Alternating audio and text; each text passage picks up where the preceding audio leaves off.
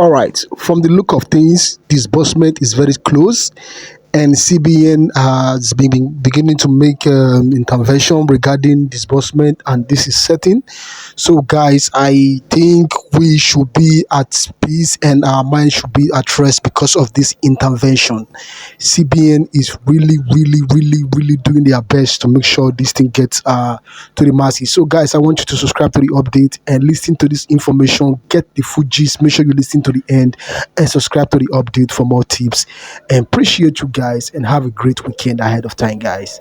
And bye for now. I will be addressing the CBN factor in consonance with the delay being experienced currently in UAAG disbursement. Possibly this could also apply to other ones singular grants that we are expecting, and the like spanning the Theobarth, Supreme, and St. Rita Foundation Midwest Improvement Program. So, but like I said, I'll be addressing the intricacies of the CBN factor in respect of the delay. In Nigeria, precisely, having to go through the complex of the financial system, especially with institutions like the CBN, which is the Central Bank of Nigeria, can be a very challenging endeavor. And for those of us that are waiting for the UAAG grant disbursement, it is essential to understand the hurdles that we are faced with, often most times due to last-minute regulatory requirements and unexpected procedural changes.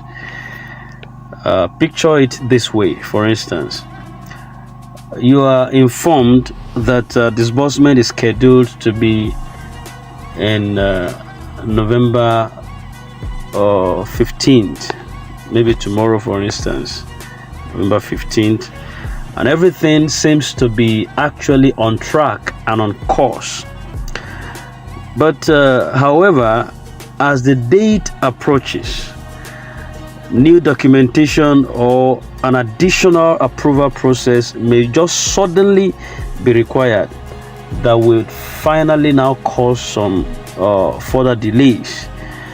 And in circumstances like this, it is not a rare occurrence within the current financial Nigerian landscape.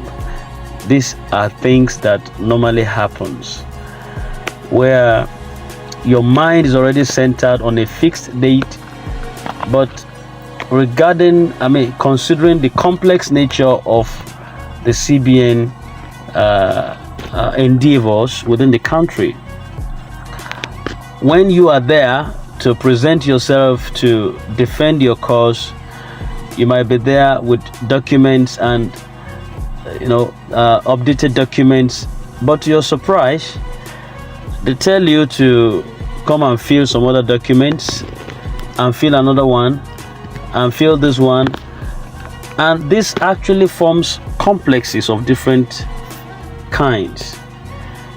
And it is on this wise that we saw that part of the delay that has happened within this grand ecosystem might not even be, I'm not saying altogether, is not from the grant handlers, but there are government factors into the CBN factors, which we call some unforeseen contingencies that happens. Don't forget that all of us are stakeholders, including myself. We're all stakeholders in this.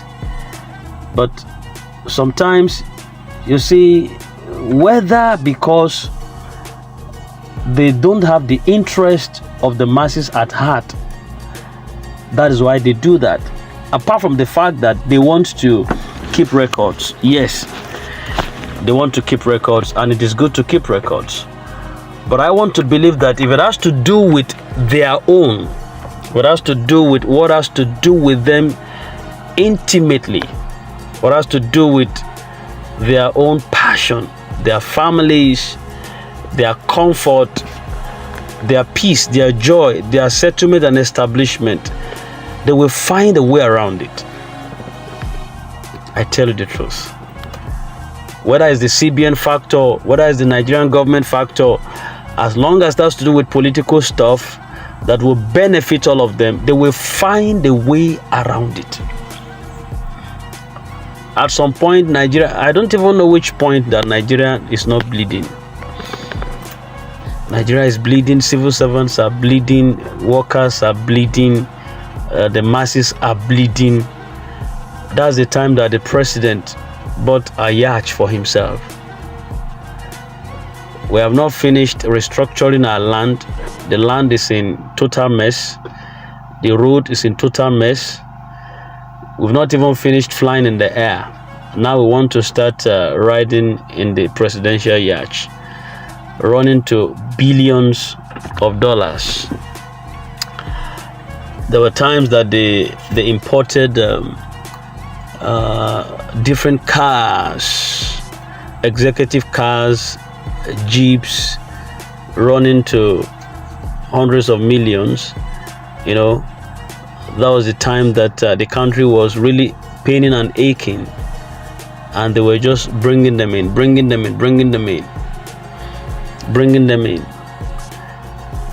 And I don't know what they're using them for. So apart from the CBN factor, there is the corruption factor.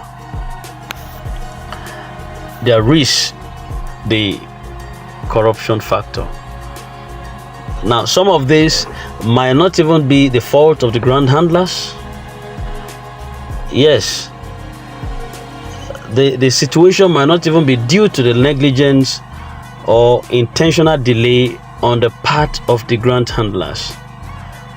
See, but the government, the kind of government we operate in Nigeria, is an insensitive one to the plight of the masses. Very insensitive.